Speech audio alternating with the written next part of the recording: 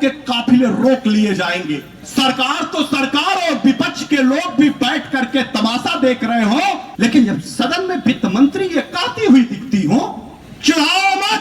जितनी तेजी से तुम एसी में बैठकर सदन में कह रही हो, उतनी ही तेजी से देश के निवेशकों का पैसा बांट दो, अन्यथा तुम्हारे और तुम्हारे राजनेताओं को सड़कों पर रहने नहीं देंगे। एक अकेला भगत सिंह काफी, एक अकेला चंद्रशेखर आजाद काफी। अगर सर पे कफन बांध के निकलना पड़ेगा और इसके लिए किसी भी तरीके की क्रांति करनी पड़ेगी, तो ऑल इंडिया जन आंदोलन संघर्ष न्याय मोर्चा क्रांति करने से नहीं चूकेगा। कि तुम्हारी सत्ता हमारे बदौलत है, तुम हमारे मालिक नहीं हो। तुम हमारे नौकर हो, सेवक हो, और हमारी सेवा के लिए इस सदन में गए हो, और तुम किसी अपराधी, भ्रष्टाचारी या किसी बाहुबली का पक्षधर रखने के लिए नहीं गए हो। सत्ता से निकाल के बाहर कर दिए।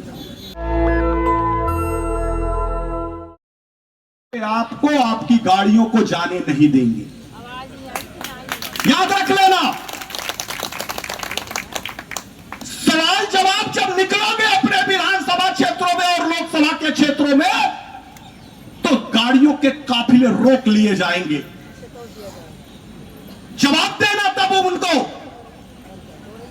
कि आखिर सरकार तो सरकार और विपक्ष के लोग भी बैठ करके तमाशा देख रहे हो, जहां 5,000 लोगों की मौत हो, जहां 40,000 करोड़ रुपए सरकार लेकर के बैठ गई हो, जिसमें से 342 करोड़ रुपए ही बांट पाई हो। विपक्ष को यह नहीं दिखाई देता है कि इतना बड़ा मुद्दा है, इसको बोलने की जरूरत है, जो सीधा गरीब लोगों से नाता है। हम आज सहारा को दोस्ती नहीं मान रहे, कल तक मानते थे। पैसा दिया था, जिम्मेदारी थी उनकी। लेकिन जब सदन में वित्त मंत्री ये गाती हुई दिखती हो कि 40,000 करोड़ रुपए तो हम हैं, हमारे पास है, घुघिया रही हो, गुर्रा रही हो, जैसे हमें चिढ़ा रही हो। चिढ़ाओ मत, चिढ़ाओ मत। जितनी तेजी से तुम एसी में बैठकर सदन में कह रही हो, उतनी ही तेजी से देश के निवेशकों का पैसा बांट दो, अन्यथा तुम्हारे और तुम्हारे राजनेताओं को सड़कों पर रहने नहीं देंगे, रहने नहीं देंगे तुमको। ये मत समझना एक अकेला भगत सिंह काफी, एक अकेला चंद्रशेखर आजाद काफी, एक अकेला हमारे पास राम प्रसाद बिस्मिल और एक अकेला हमारे पास वीर अब्दुल काफी। तो हिंदुस्तान में भी उसी तरीके से दूसरी बड़ी क्रांति आर्थिक आजादी की है। अगर सर पे कफन बांध के निकलना पड़ेगा और इसके लिए किसी भी तरीके की क्रांति करनी पड़ेगी, तो ऑल इंडिया जन आंदोलन संघर्ष न्याय मोर्चा क्रांति करने से नहीं चूकेगा। ये बात सोचना और ध्यान से सुन लीजिए, ये लड़ाई आपको ही लड़नी पड़ेगी। ये लड़ाई कोई आपका नेता नहीं लड़ेगा, वो लड़ाई लड़ेगा वो नेता जो खड़ा सदन में गया है, वो लड़ाई लड़ेगा जब उसको मोटा ब्रीफकेस पीछे से मिलेगा और उसमें अडानी रहेगा, अंबानी रहेगा, तमाम तरीके से और बड़े भ्रष्टाचारी रहेंगे, उसकी आवाज उठाता मिलेगा, लेकिन आपकी आवाज नहीं उठाएगा। लिख लीजिए, लिख लीजिए, उनसे उम्मीद छोड़िए। आप अगर आप उनसे उम्मीद करेंगे तो आपका पैसा डूब गया है, डूब गया है और डूब गया है, मिलेगा नहीं। यानी खुद बनिए, बनिए और निकलिए, क्योंकि कर पहिया बल आपने, छोड़ पराई आस। और जब भी आप किसी दूसरे पे आश्रित होंगे, आपके घरों में डाके पड़ जाएंगे। आप लिख लीजिए, लिख लीजिए। इस नाते मैं आपसे कह रहा हूं, मैं विनती कर रहा हूं, मैं आग्रह कर रहा हूं, यहां से निकलो तो ये संख्या ना गिनो।